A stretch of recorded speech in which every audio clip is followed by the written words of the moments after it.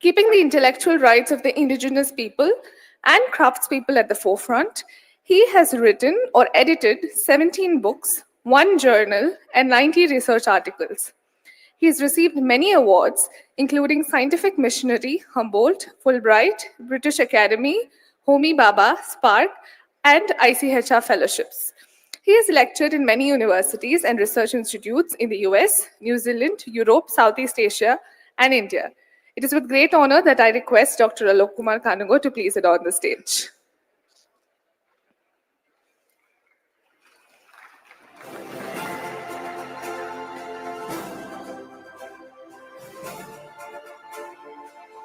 I would also like to call upon our speakers, Dr. Selvakumar,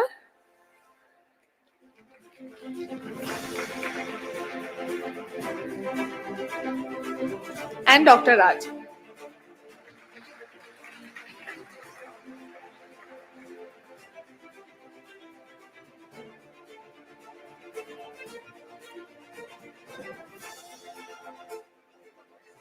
And also the co-presenter of the paper, Dr. Sivanandam.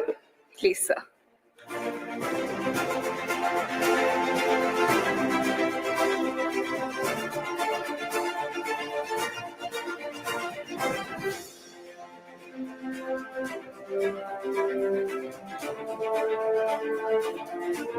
Thank you, sirs.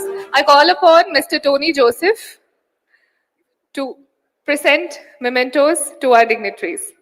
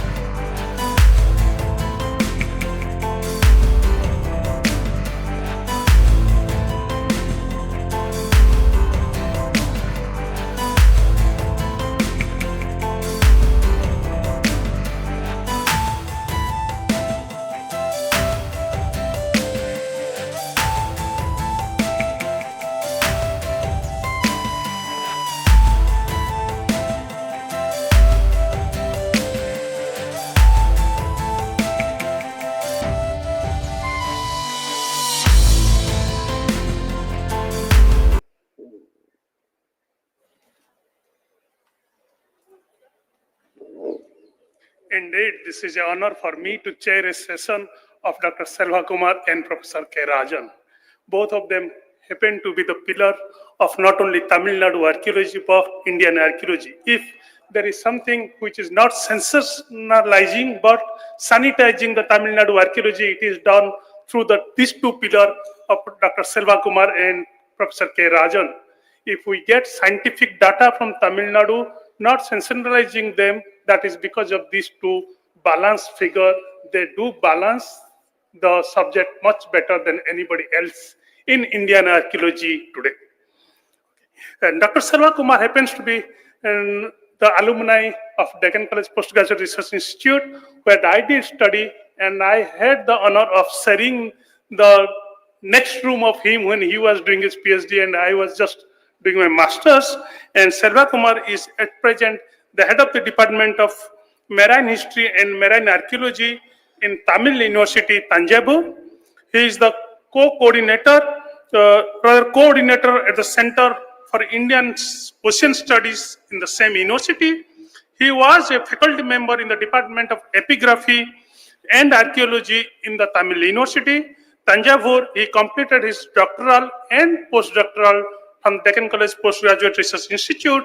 Since then, he was invited by many of the leading institutes across the globe, and all of us have been fortunate enough to know him and call him at dead end of the night, Selva, we have this problem. If there is somebody who knows from prehistory to ethnography, again, it is Selvakumar.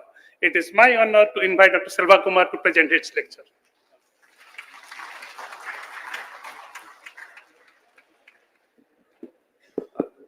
Thank you, Dr. Alok. I would like to thank Tamil Nadu State Archaeology Department and Roja Muthaya Research Library and Dr. Sundar and Dr. Sivanandam and Dr. Balakrishnan and Dr. Rajan for inviting me to make this presentation. My topic today is Harappan India, contemporary cultures of Harappa in the Indian subcontinent. That is the focus of my research. How to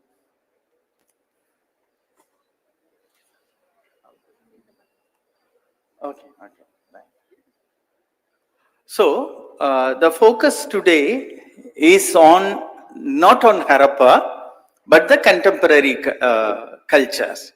My lecture is mainly for popular consumption, but I am raising three academic issues here. That is the focus of my presentation today.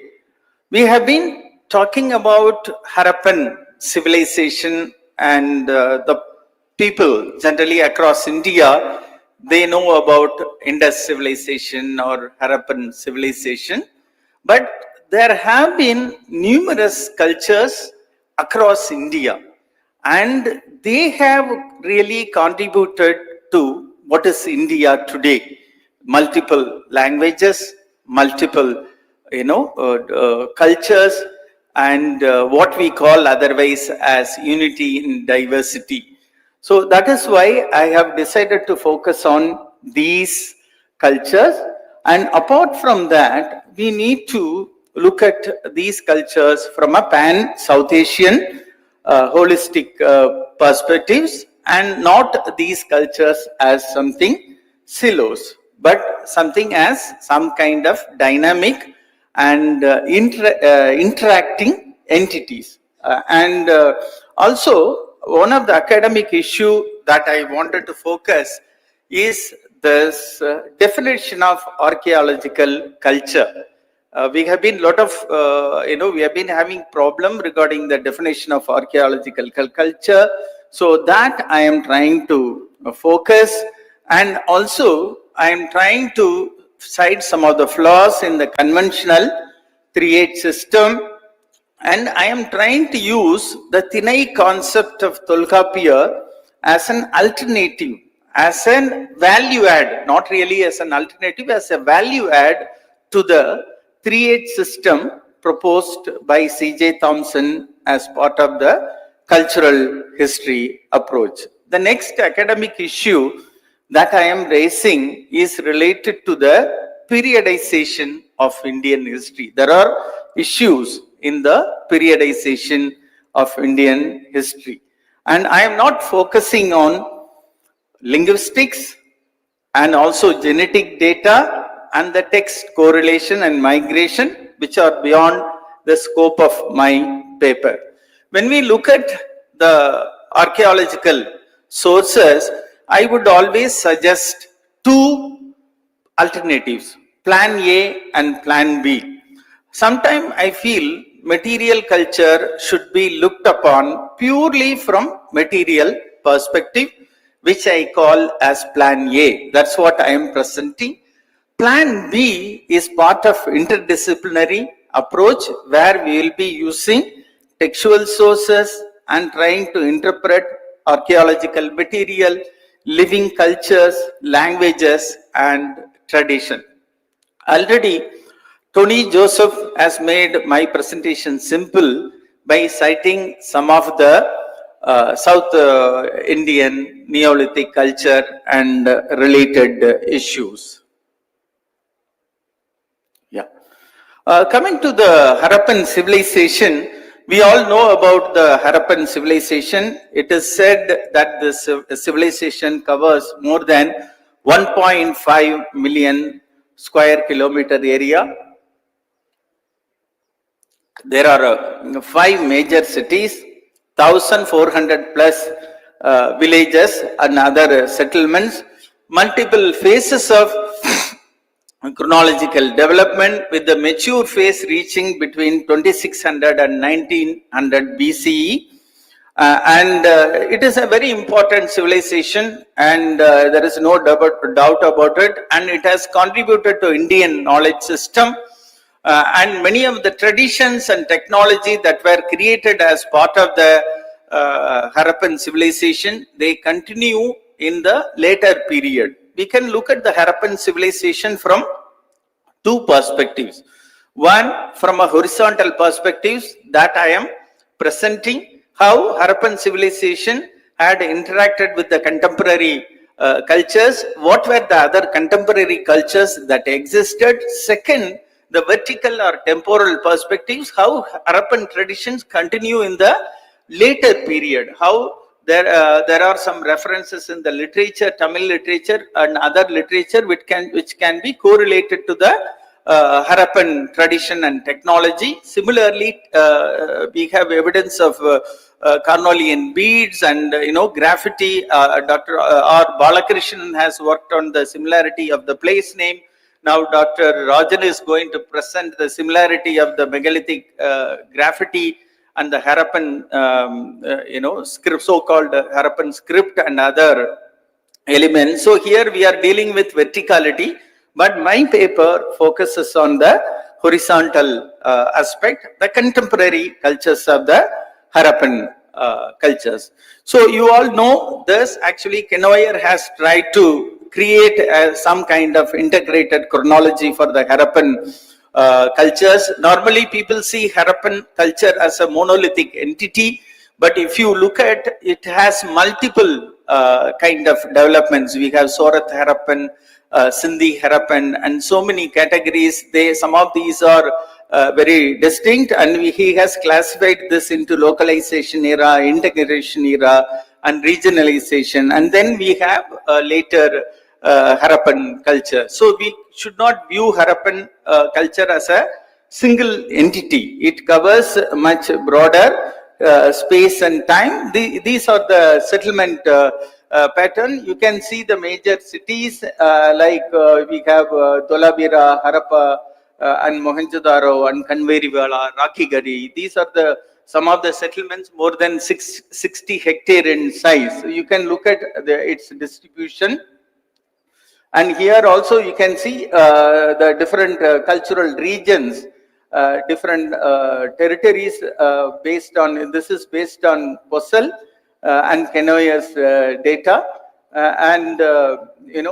We have, apart from these Harappan, we also have other cultures, late Harappan culture, or sometimes described as a Chalcolithic culture, about which Rajesh is going to present. So we are actually seeing diversity of cultures in this area. We have Gagar Hakra River Basin, and we have diversity of cultural developments in this area. Then they have divided something as late Harappan, about which Kenoyer and Prabhakar and several others have done categorization. I will not be focusing on that. So I wanted to give a brief introduction. Now my main focus is that we need to look at the cultural development from a Pan-Asian perspective, and we need to take into account there have been foragers, hunter-gatherers across South Asia existing during this period. Suppose if you are dealing with the period between 3300 BCE to 1300 BCE, I try to argue the entire period should be seen as one kind of time slot. So now we have a conventional classification into Paleolithic, Mesolithic, and Neolithic. Some of these southern Neolithic culture is seen as a Neolithic. Then we have Chalcolithic. We call Harappan as a Bronze Age civilization. And we also talk about late Microlithic site as part of Mesolithic. I think this causes confusion. I think we need to have some kind of new chronological periodization wherein all these terminologies can be modified to give sufficient space for multiplicity of cultural development in a same time period, for which I am suggesting that we need to have single time period based classification. Suppose if we call period 1, period 2, period 3, that kind of classification can be done. This can be done at a span South Asian or Indian subcontinent level, whereas we can very well have regional chronology. That is one of the points that I wanted to highlight.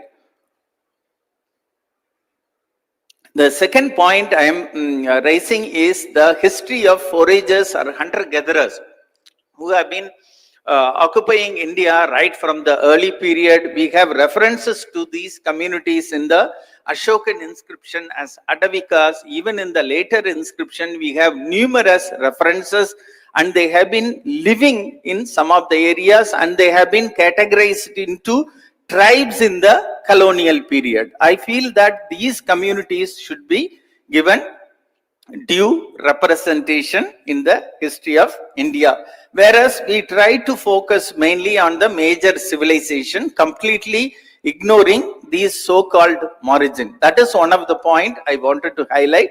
So when we look at the Harappan cultural domain, we have these kinds of cultures existing in other part of India. We have Neolithic culture of Kashmir Valley, where excavations have been conducted in Bursahom, and that is more or less contemporary with the Harappan civilization. They have identified certain fish bones from Bursahom, which may indicate some kind of relationship with the coastal area.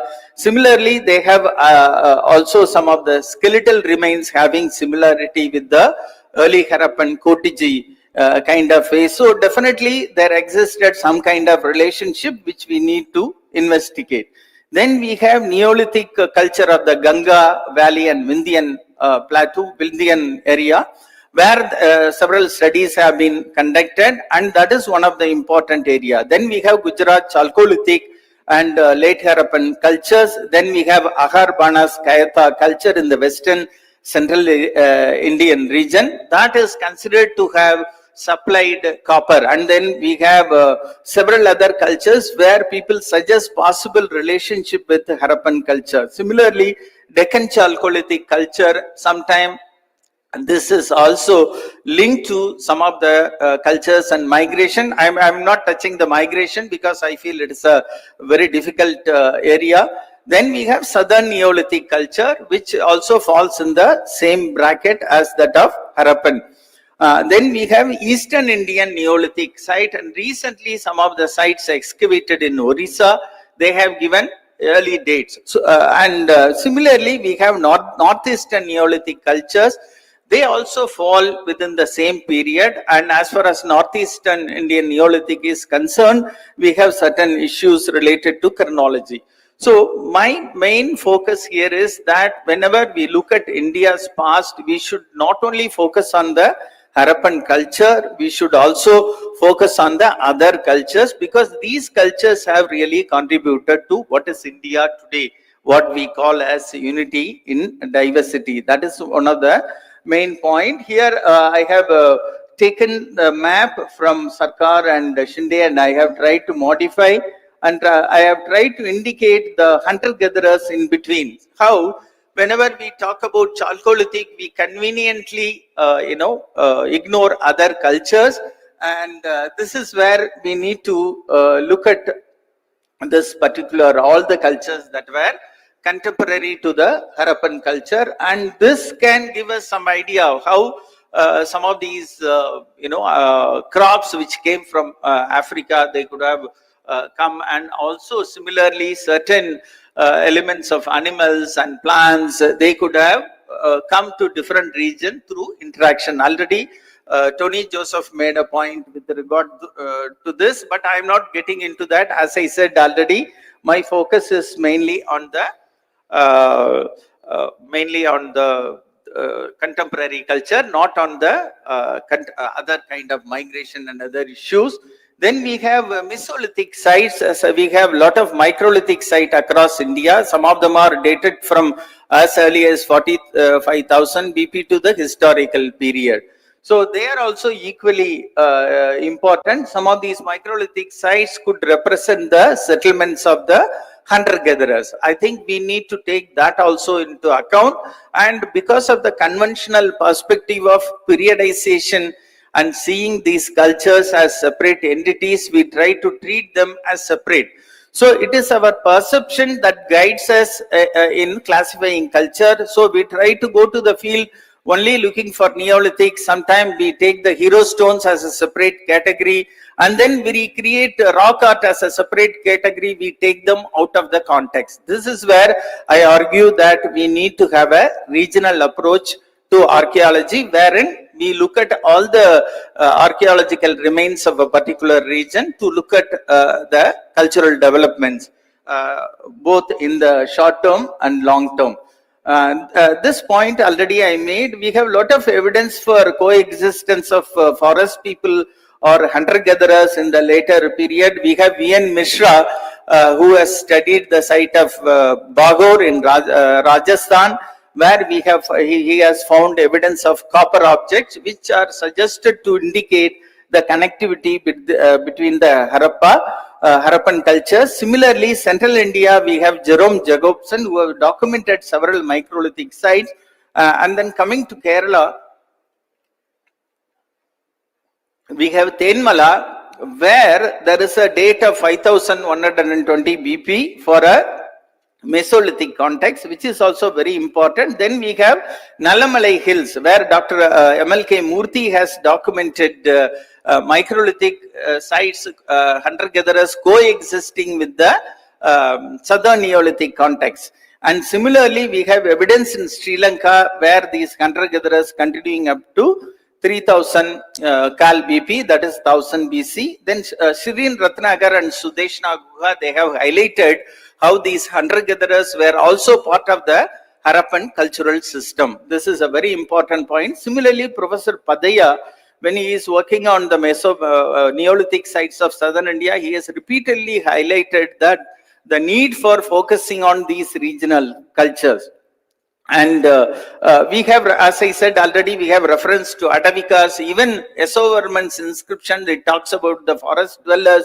We have clear evidence from anthropological context of these communities living in different parts of India. So the central argument is that we need to give due representation to these forest people while reconstructing the entire history. Now I'll come to the southern Neolithic culture, where I'll be talking about some of the work that I have done. Already Tony Joseph has presented the southern Neolithic culture. I'll be mainly presenting the site of Molapalayam, where we have done some recent excavation. I'll quickly go through this. And here, we have a lot of ash mound. Tony Joseph already highlighted about these ash mounds and the Neolithic settlements, which are dated to 3000 BCE to 1200 BCE. We located the site of Molapalayam near Coimbatore.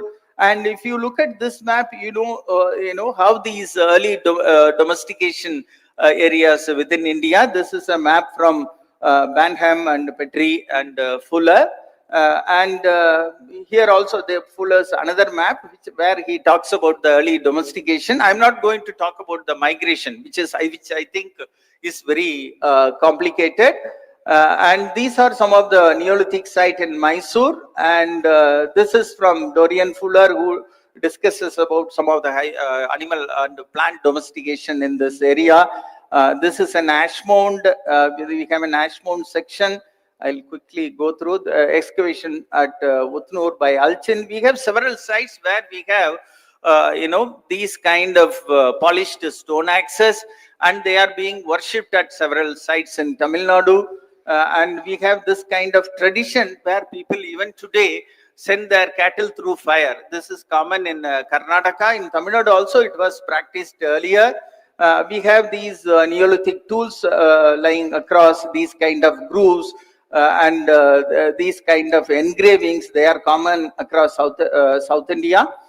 We also have these kind of engravings, and Payambali is an important site excavated by S.R. Rao as part of ASI work. I'll skip through. We excavated the site of Molapalayam. Our research has extended the southern Neolithic culture as far as Coimbatore. We explored, we identified the site of Molapalayam in the Noyal River Valley, west of Kodumanal, where we noticed a similar kind of geographical context, what is found in Karnataka and Andhra. We excavated the site, we found interesting evidences. We found 3 human skeletons.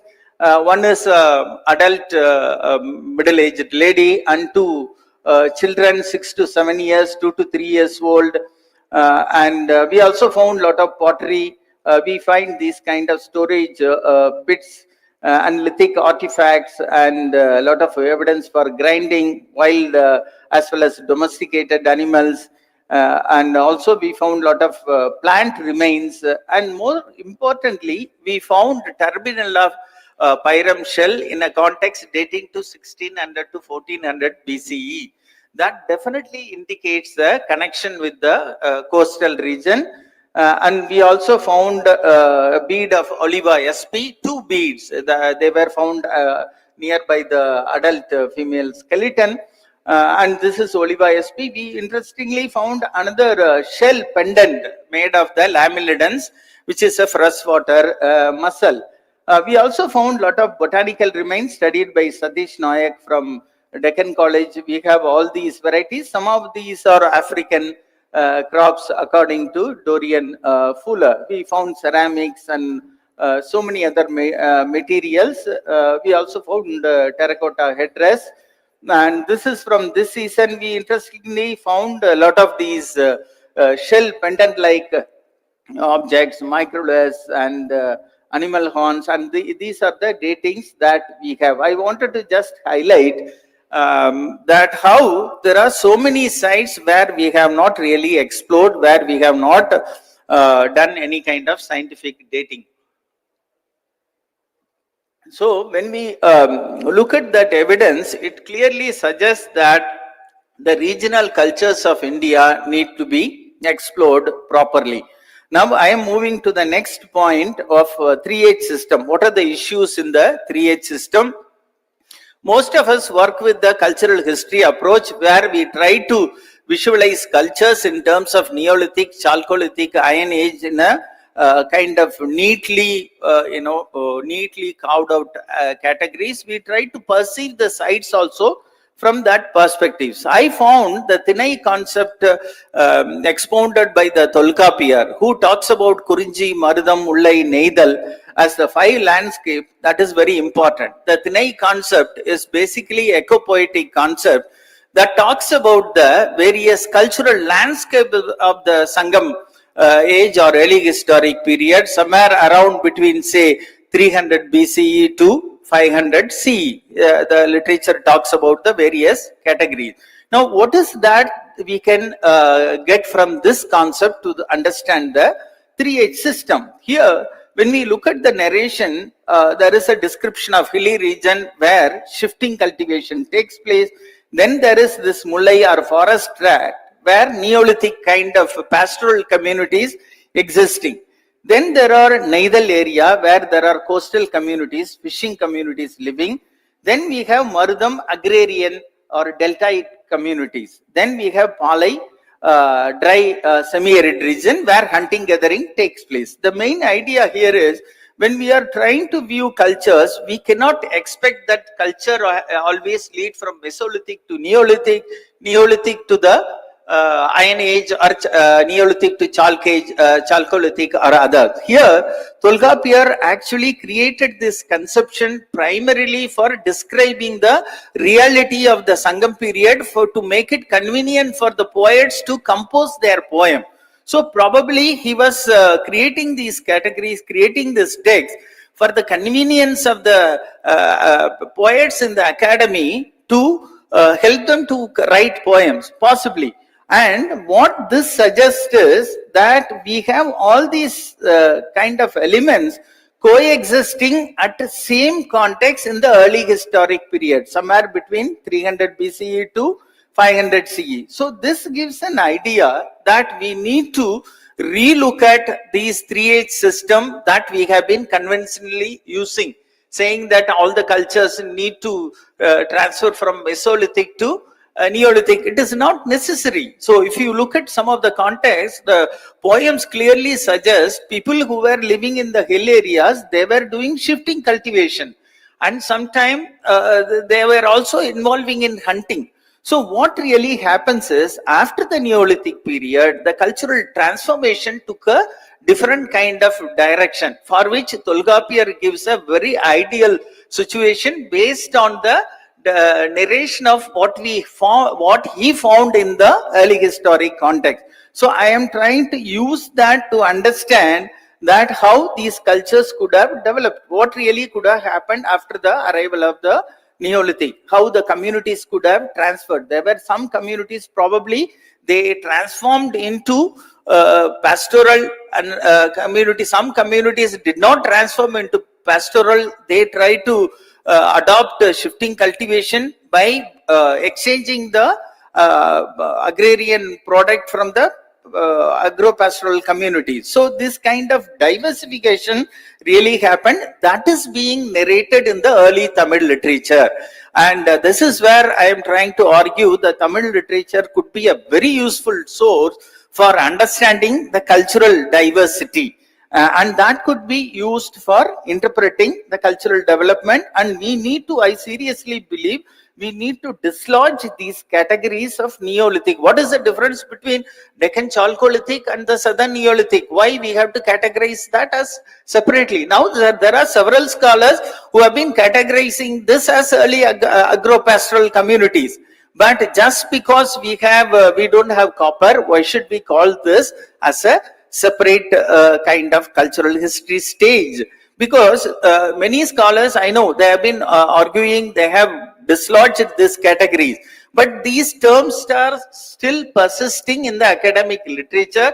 It is causing confusion. At one time, when in the historical narrative, we write Indian history, we move from Harappan civilization to Vedic culture and go into a narrative, and then we push all this Neolithic, Chalcolithic culture to a prehistoric. This happens in many of the textbooks. Some of the textbooks, some of the research scholars have really understood and they have done away with. Still, we are still carrying an old baggage that puts a lot of restriction on describing these culture. This is where I found the categorization created by Kenoyer in the case of Harappan civilization is very useful. So this kind of cultural development happens according to the ecological niches that we understand, and this is where we understand the verticality and the linearity. And the verticality is presented in 3H system. The linearity of the cultural landscape is presented by Chennai concept of the Tolgapiyar's exposition. This is where I feel it is very important. And I already mentioned we have issues with this cultural periods as long-term average of material cultural cake layer.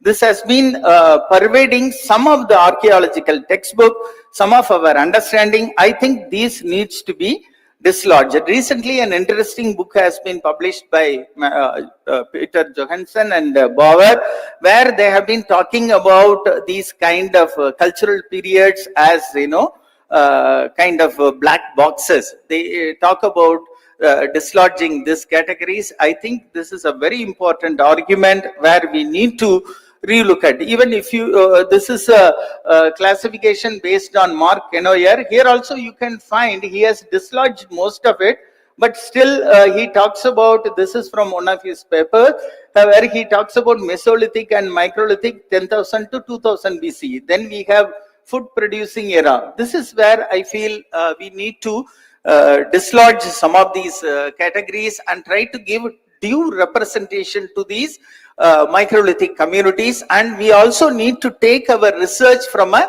regional perspective. Right now what we are doing, we are going for an Iron Age site, we are going for a Neolithic site, we are going for a Harappan site.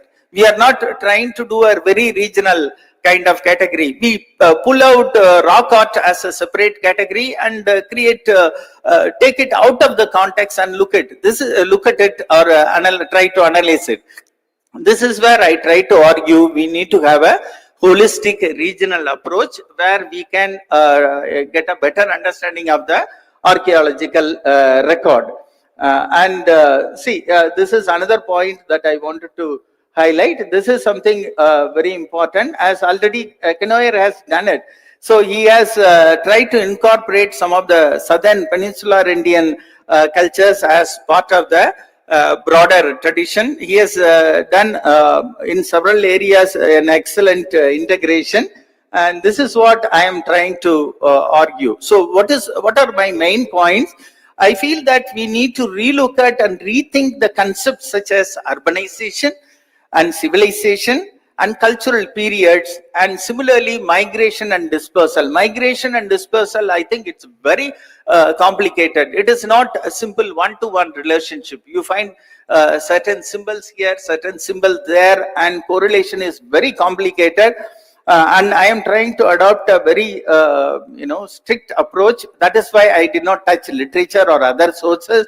Similarly, chronology-based categorization and regional cultural sequences, that we need to do. We will do the chronology-based categorization across broader South Asia.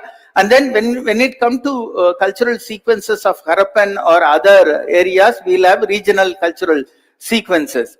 That is where I am trying to argue that if we talk about Harappan India, let's say 3000 BCE to 1300 BCE, treat it as a single kind of time bracket at a meta level, at a South Asian or Indian subcontinent level, where we try to do away with the Neolithic and Chalcolithic, call them as early agropastoral communities. And similarly, the category of Iron Age, that also we need to look at, and this has been discussed by Peter Johansson and Andrew Bauer, and I found their argument very interesting. And that is where I am trying to ask, should we shift to neutral chronology based period?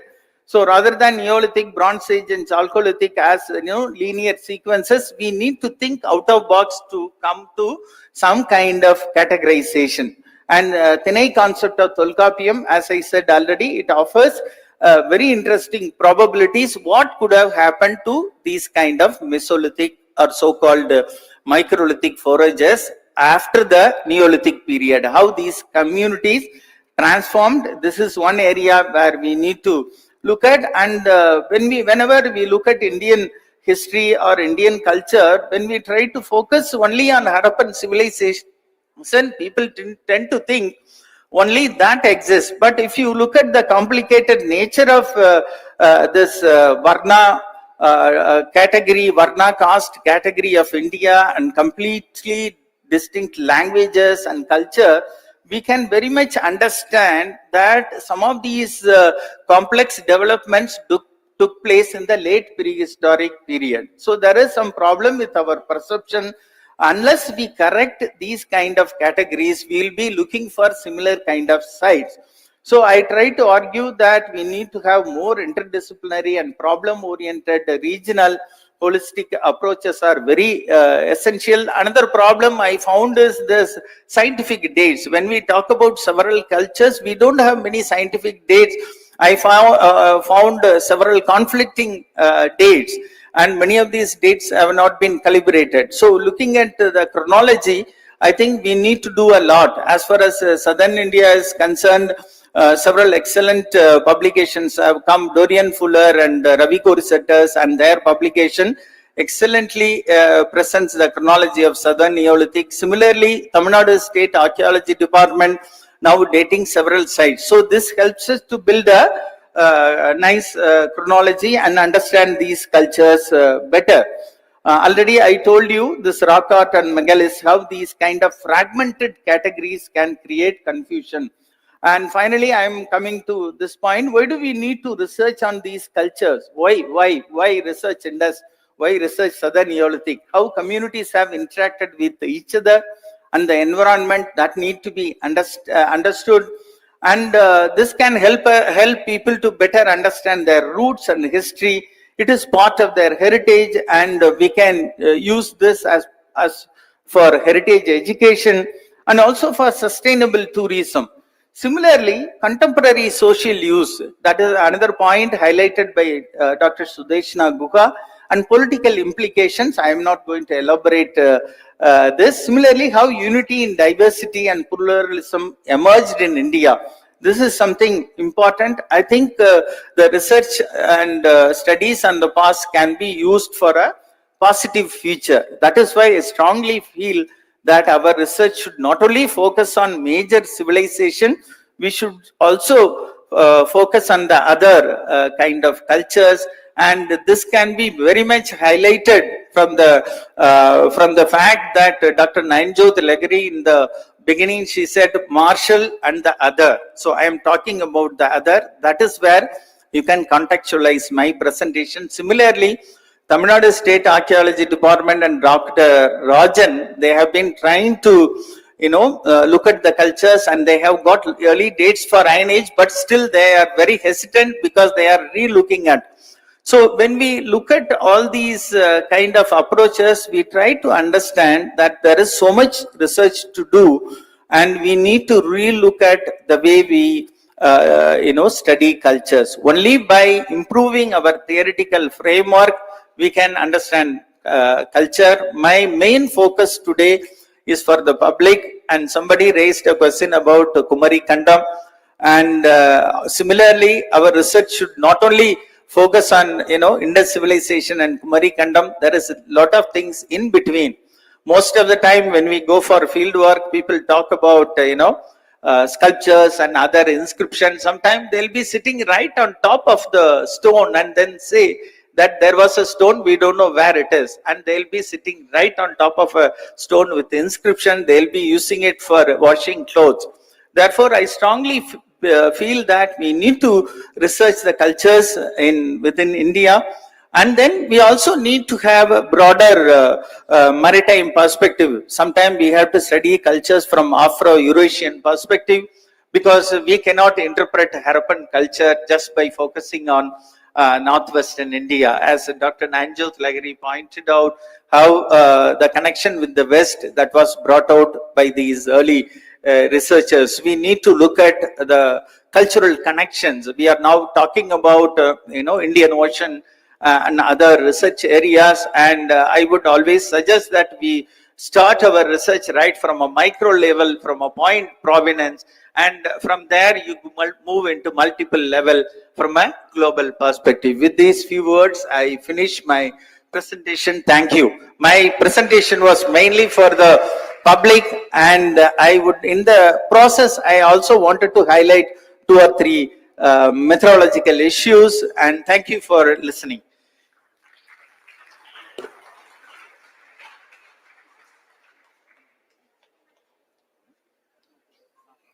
Thanks, Dr. Selvakumar. Had we not heard your lecture, we would have certainly missed today's how, like encyclopedia, each encyclopedia, because it keeps on updating every minute.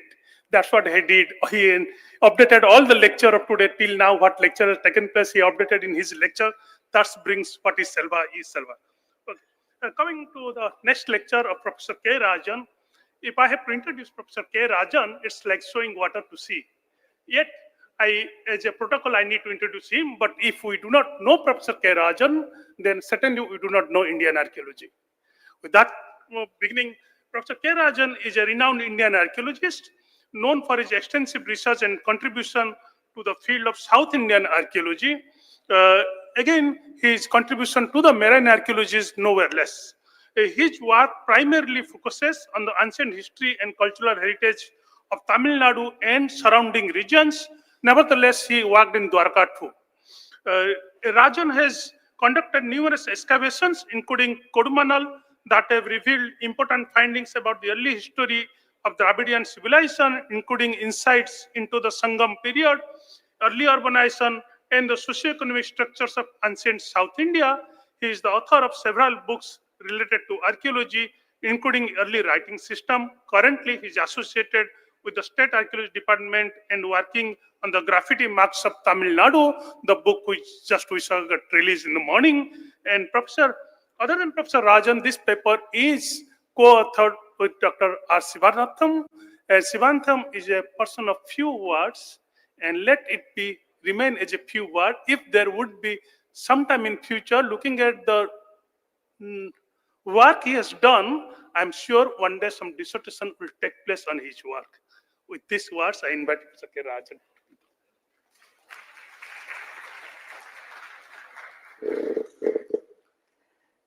Thank you very much.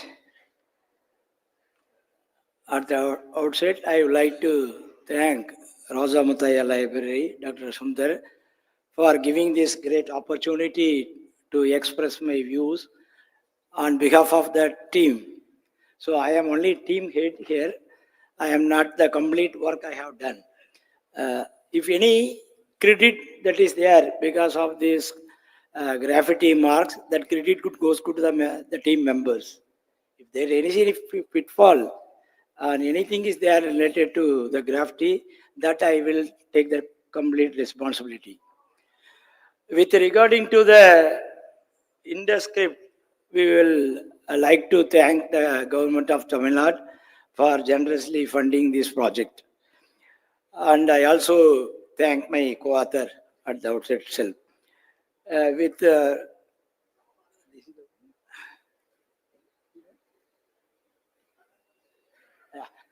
So whatever that geographical area, if you have considered, we have taken a very small geographical area of the Indian subcontinent.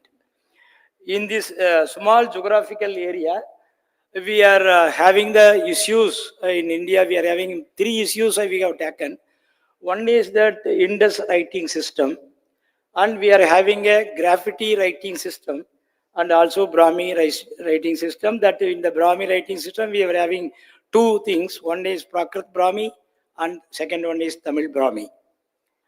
And in this name that they have given, sorry, what is the back?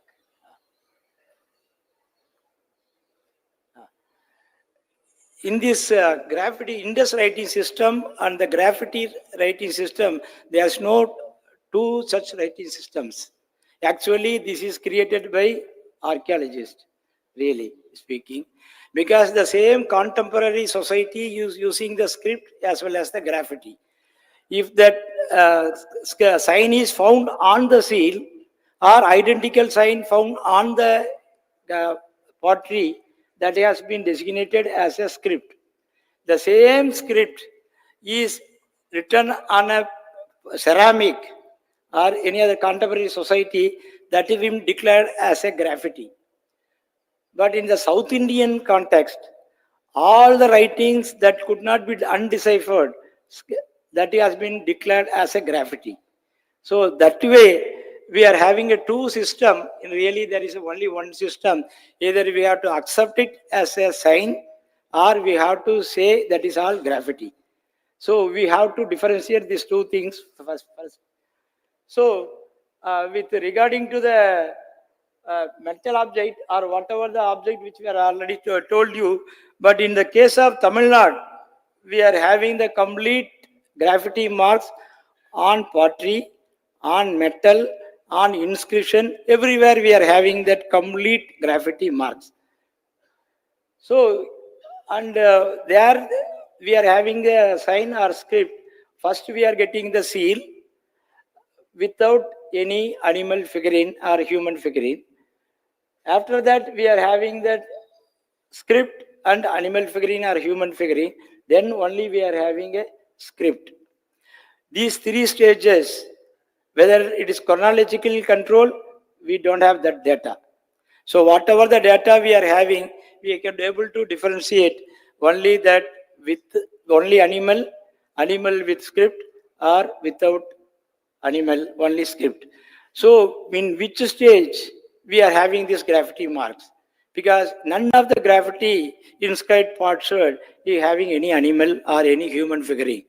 Whether from last stage, this graffiti has been evolved, that we have to understand or we have to again study that part. And the writing system, that is a big issue for me. The problem is when we are collecting a data, we are having the issue of whether we have to consider that graffiti marks as a right to left or left to right. In Indus writing system, it has been widely recognized as it is a right to left.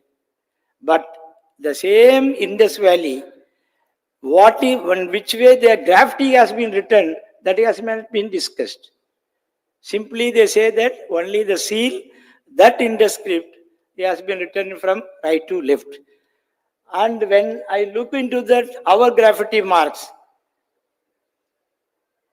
or whatever they say, the right end of this part, both the way they are reading now. The Dolavira, very famous, the gateway label has been written from left to right or right to left. That also we have not been completely decided.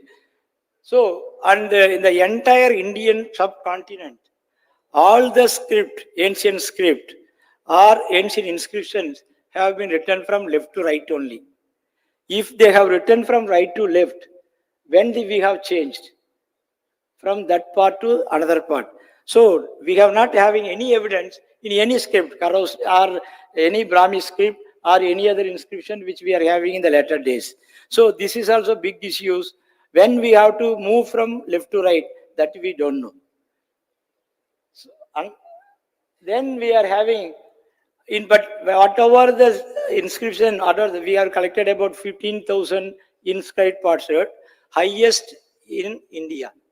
None of the state or the entire Indian subcontinent you put together, that also will not match to the small geographical area where we have documented.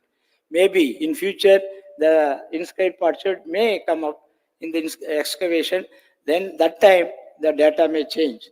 But as on today, if you taken into the account of this, you can see here and also here, everywhere you can see that it has been clearly see the overlapping clearly indicates that it has written from left to right. None of the graffiti has written from right to left.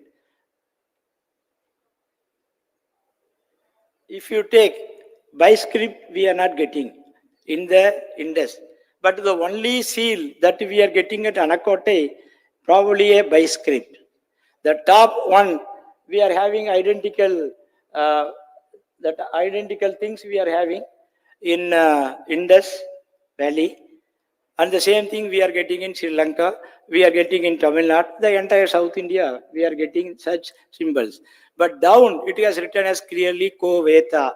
So that is a Brahmi.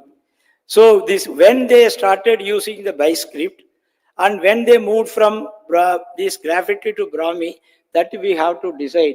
The Yasan today, we are having more than 70 radiocarbon dating, of which nearly more than 32 radiocarbon dating goes back to pre-Mauryan.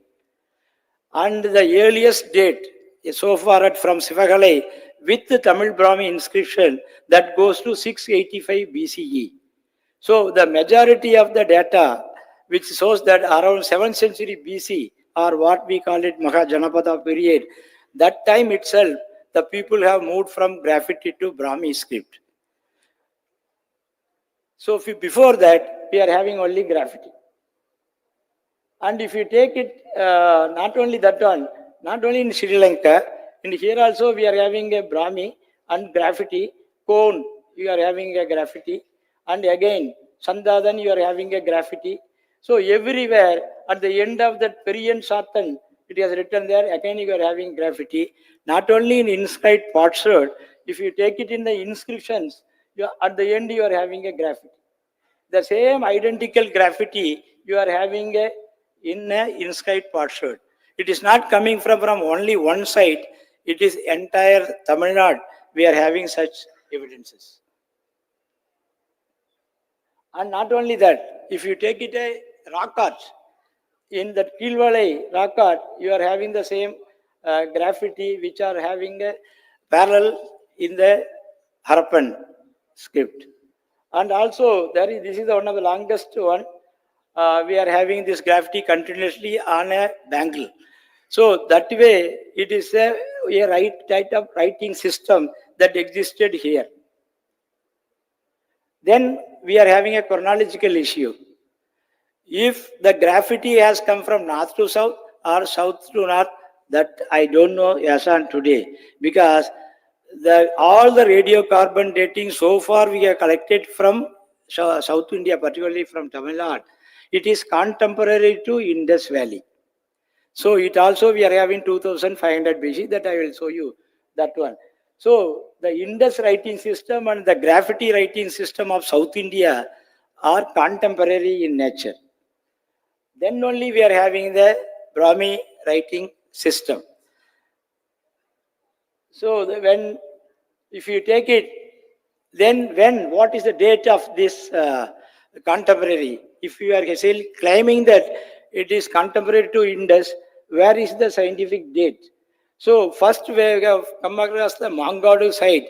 We have excavated in that site. There is more than 500 megalithic monuments were there. In that, close to by, this is Mettur Dam. Whenever the water level goes down, particularly during the month of May and June, thousands of megalithic monuments will get exposed. This is the only natural conservation we are having as on today. Otherwise, all the brick industry would have been removed all these megalithics. So thanks to the dam. So next, on excavation, we got this sword. We have collected a sample from the sword and we have dated this material, and we come to know that this is the date, the Telangana sword. The date goes back to almost 1300 BC mid average value. But when the analysis we came to know that this is high carbon steel. This is the first striking our mind directly, hitting our head, telling that if the steel itself is 1300 BC, then what is the age of iron? So high carbon steel itself we are having that date. So we have started searching for the Iron Age. Then luckily the excavation is in progress at Keelnamandi. Dr. Victor Jnanraj is doing that work. And there we are having a graffiti on the pot. So we thought that if we are knowing the date of this grave, we can also know the date of the graffiti also. So we have radiocarbon dating has been done. It has come, the date has come, we are having the date of 1789 or 1600 BC if a mean value. So that means the date of the iron goes back, and also the date of the graffiti also clearly has given. Then we are having, first time, we are having a date for sarcophagus. In India, first time, we have dated for sarcophagus that goes back to 17th century. Then we got next excavation we have conducted Mailadumpare, that I have excavated long back. Again, we thought that yes, Dr. Selvakumar said that you can't do any periodization as a generalization, but after that vertical periodization will not work. The problem is that within Tamil Nadu, the northern Tamil Nadu, you are having a microlithic, Neolithic and Iron Age, whereas in southern Tamil Nadu, we don't have the Neolithic. It comes microlithic directly to Iron Age. So this is a big issue. That moment you say we are having thousands of megalithic monuments, so how to differentiate? So that's why the periodization has become a big issue. So Mailadumpare site has given the date of 2172. So slowly from 1600 to we moved back to 2000 BC for Iron Age. Then comes your Sivagalai, and also we have done the Archaeological Survey of India as well as Tamil Nadu State Archaeology Department has done the work there in Sivagalai and Adichanallur, both the sites, we are having a plenty of urn burials, but habitation, though we are having hundreds of acres of urn burial, we don't have habitation. But luckily, that there was a tank nearby, that in the tank, there was some repair work has to be carried out. So they have drained out all the water. Below 1 meter, that clay, we are having the habitation. So Archaeological Survey of India excavated the habitation, and also Tamil Nadu State Archaeology Department has excavated that. Though we are not having a date for urn burial for entire Tamil Nadu, so we thought that let us go for dating, radiocarbon dating for Adichanallur habitation site. So that date, So that the date, you can see that that date goes to 2522 BCE. So from 2000, we went back to 2500, where you are having all the iron objects inside the urn burial. All the urn burials are having iron object, and some of the urn burials are having it in bronze. Then, when we are having up to Neolithic period, what is it, Paleolithic or Microlithic or Neolithic or Iron Age, till that Neolithic period, we are having limited settlements. We have it identified on the ground. And when Iron Age comes in, you see the settlement, every 5 kilometers you are having one site. At least minimum you are having. More than 3,000 archaeological sites have been already identified, bigger sites. And if there is any gap, there are certain gaps here. It is not due to the non-availability of the settlement. We have not yet to do the survey. So we have to do the survey for another 10 years or so, then we can fill the gap. So for the 20-30 years, we are continuously exploring not only Tamil Nadu State Archaeology Department, Archaeological Survey, Tamil University, Madras University and Pondicherry University, and several institutions and individual scholars have been fully involved in identifying the archaeological site. So that has accumulated data clearly indicates that there is no gap in the Tamil Nadu land, and every 5 kilometers you are having one settlement.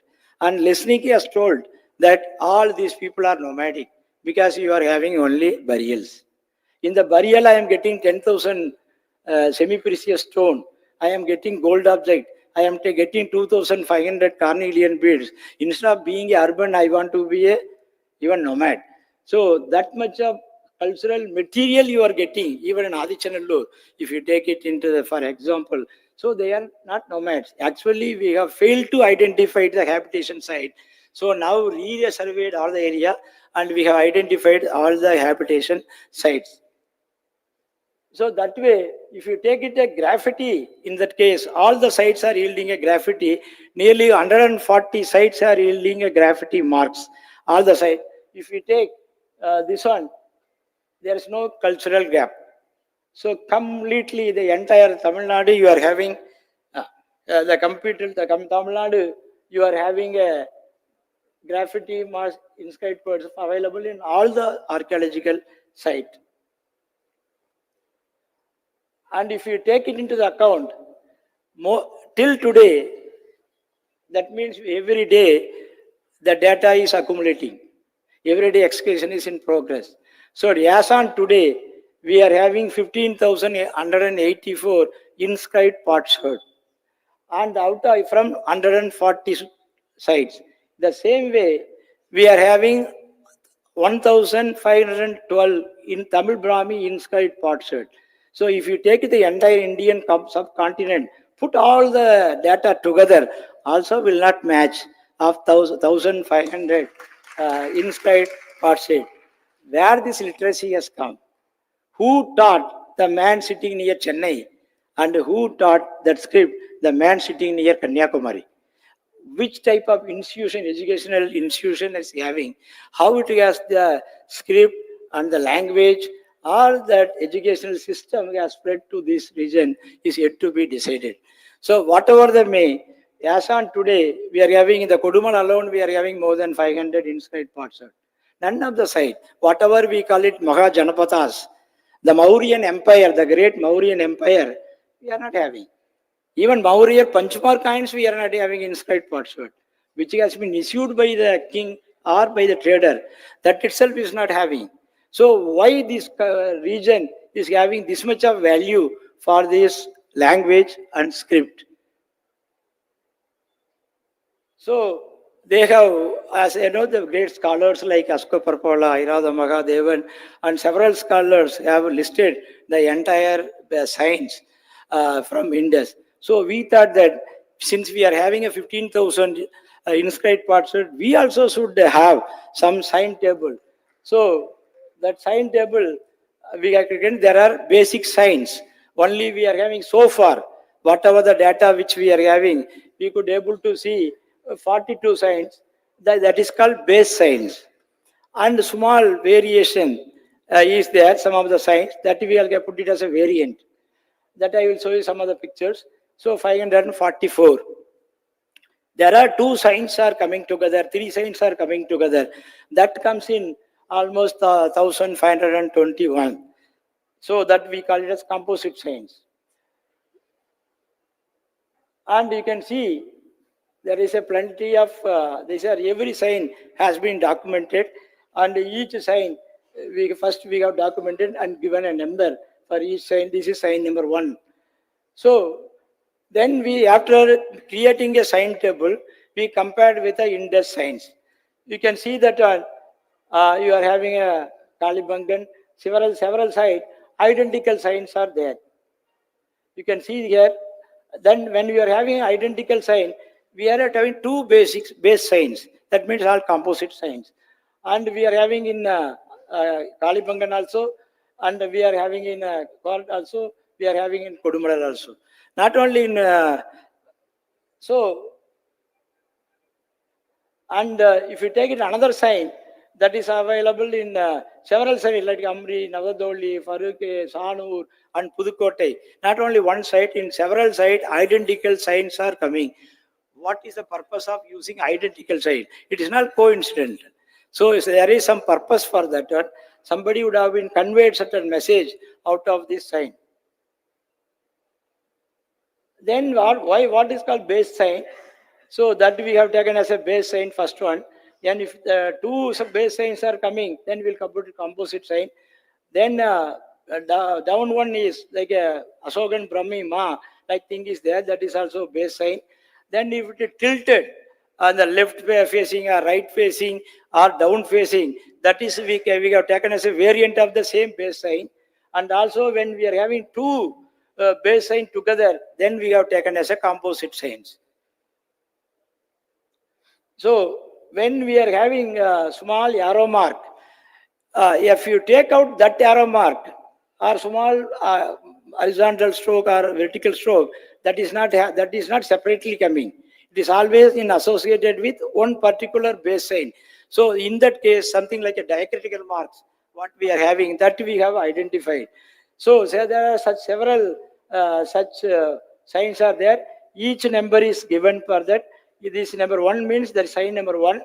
That is variant of that one is called given. Like there are 13 variants are available. So each sign is having variant and each sign also having composites. So here the 7.17, 7 is a sign number U-shaped sign, and also 17 is the symbol. So that way we have compiled the entire graffiti inscribed potsherds. So for example, if I am excavating one place and one grave, if we have draw all the parts that found in that particular grave, you see you are having identical symbol in all the part. So something like a clan symbol or whatever you call it. So not even, and if you take another grave, it is having another type of sign. So whenever limited picture I am showing, so there are several such signs are identical.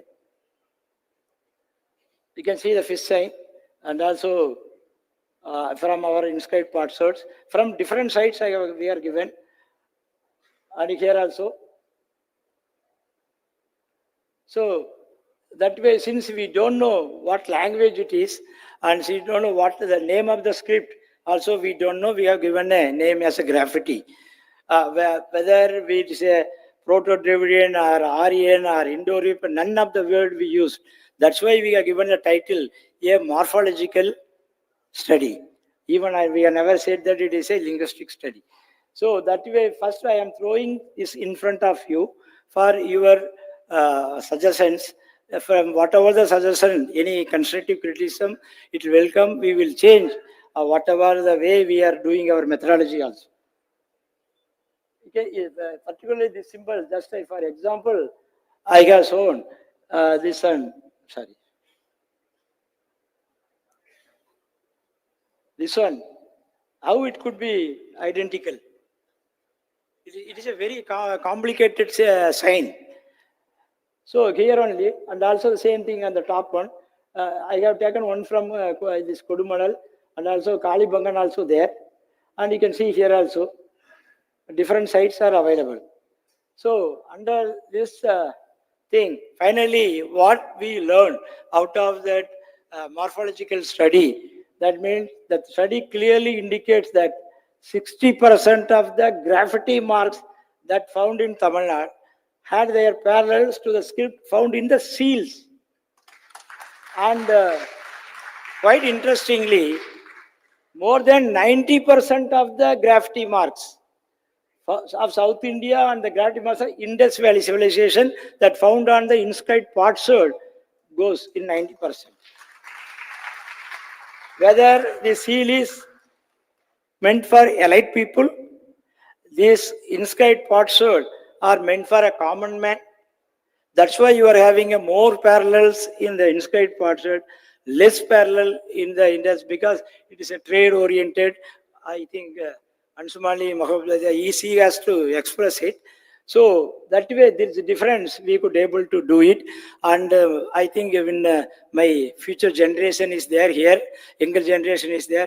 They are going to accumulate the data, and one fine morning, someone will decipher this script, and they will get $1 million also. Okay, thank you very much for giving this great opportunity. And as I told you, it is not of my work; it is a team work. The credit has to go to the team and all the Archaeological Survey of India, Tamil Nadu State Archaeology Department, Tamil University, Madras University, several individuals has extended their help. Whatever they are in their collection, they have given. That way we have documented. We try to document in future also with all this data. We try to interpret. If not, we will leave it to the younger generation to interpret, come with excellent information. Thank you very much for the passionate hearing.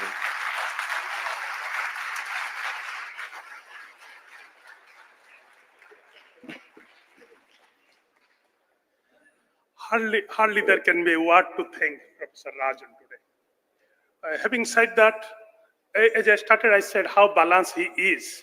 He himself said, having the data, the amount of data he has, he says, I'll put the data on the table for you to verify and I'll change that. Very few people would say that. And we take in archaeology, we take help of GPR to understand if there is a structure, and the GPR is never 100% right.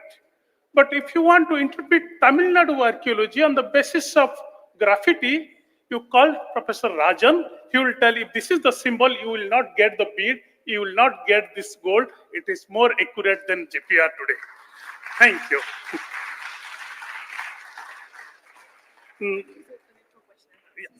Now the floor is open for question and answer.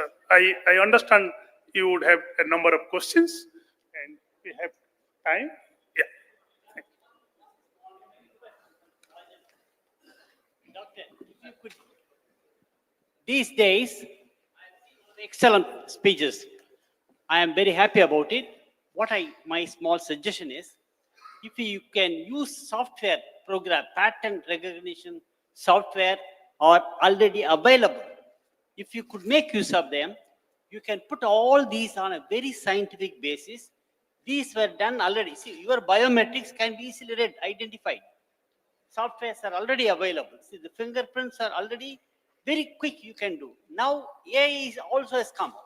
Put them together, you will be able to make a real quantum jump in understanding between what you have done and what you will be doing.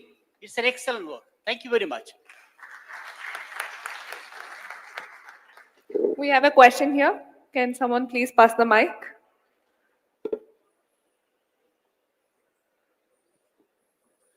No, any student, if they want to ask in any language, Kannada or Telugu or Hindi or English, there's no problem at all. But you should ask questions. Okay, that is more The important. first speaker spoke about Harappan culture, Harappan identity with the contemporary culture. You have to compare from three dimensions. One is cultural identity, linguistic identity, genetic identity. Must find out how this kind of various identities are come closer. And then only we can say finally that this particular culture is more closer to the Harappan culture. I want to know whether how do we do the future? How do you study? Yeah, I think already I told you I adopted Plan A, in which I am just looking at material culture. To look into this literature or language is complicated. I would like to add what Dr. Balakrishnan and Dr. Rajan they did. Their work refers to verticality, which means how Harappan knowledge system continues in the later period. For example, we have Cornelian beads, technology, where Airavadam Mahadevan also used Sangam literature like what Dr. or Balakrishnan does for the contemporary surviving names. That should come in the verticality. So I did not focus on the verticality.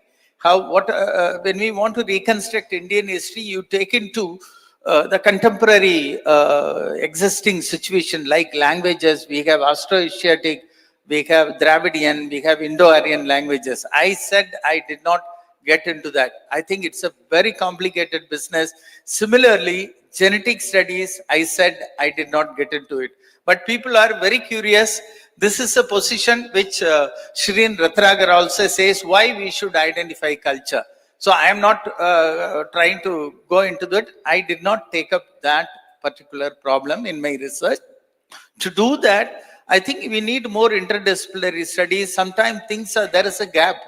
We just may not be able to do that. It's like what deciphering, like what Dr. Rajan has done is he has extensively used the graffiti to try to come, to understand why this occurs in the Iron Age context in South India. What is its meaning?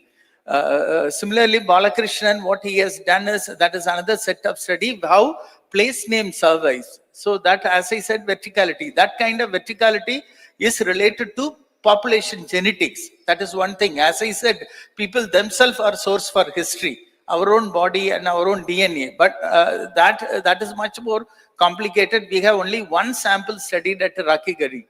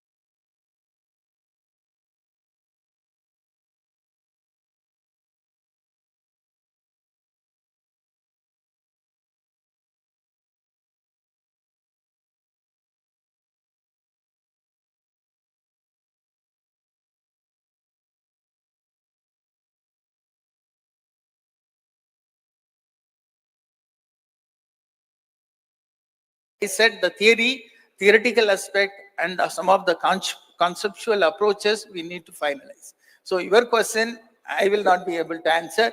We can, but we can try if we use multidisciplinary approaches at a later point. Thank you, sir. Thank you. We have one last question from Mr. Balakrishnan. It's not even a question, it's an observation. I think today's this session, both the presenters have been very phenomenal.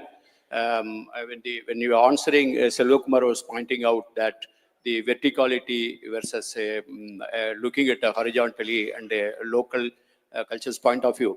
But most of the time, the people like non-academics like us who are venturing into this kind of area, the technical terminologies used by the academicians, actually it creates a huge problem. Instead of adding clarity, sometimes it makes the things very complex. Like for example, when we are dealing with the BRW pottery, black and red ware pottery, there was a tendency to wherever it's found that call it a megalithic pottery. Just call it megalith, matter ends. So the fact remains that BRW is found in megalith as well as non-megalith. It founds not only in South India, outside South India also. So then this kind of sweeping terminologies has created a lot of problem. That same thing holds good for the Iron Age versus Copper Age and the megalithic versus non-megalithic. So that's the reason, in spite of knowing that it's very unfair to put a pottery in a pan-Indian context, still consciously people like us did it. Like say, I need an answer that in the sense that it's not that immediately thing. Like when we find the graffiti marker and all, you mostly find in the BRW context. I don't think that it has been found in the painted graveware yet, in such a number or whichever way. So then, but it's easily people, a huge, importantly respectable scholars have made the statement like Mahabharata age. I'm not able to understand Iron Age, Copper Age, all these things. Mahabharata age, even Sangam age, like in the sense that even when people make a sweepingly a Sangam age kind of thing. So these are sometimes the terminologies add a huge problem, and which needs, as you suggested, both of you, that we need to get clarity about the graffiti versus sign and then the verticality which you are talking about. Thank you once again, and you are a great scholar, both of you, and thanks once again on behalf of all of us. Thank you, sir. Thank you for your comments and observations, and thank you for all those who are sitting on the dais. It was an honor to listen to the session, please. With this, we come to the conclusion of day one. It was a day of interesting sessions and lively discussions. I have a small announcement to make.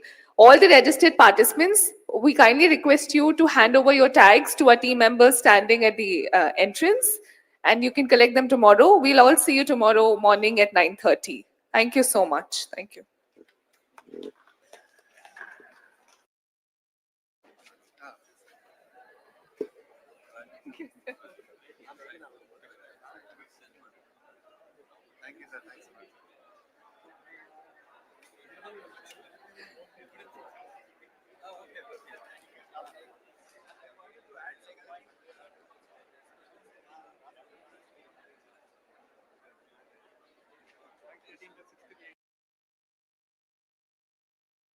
Let's make this new year faster, sexier, and bigger with the 2025G smartphone, Redmi 14C 5G.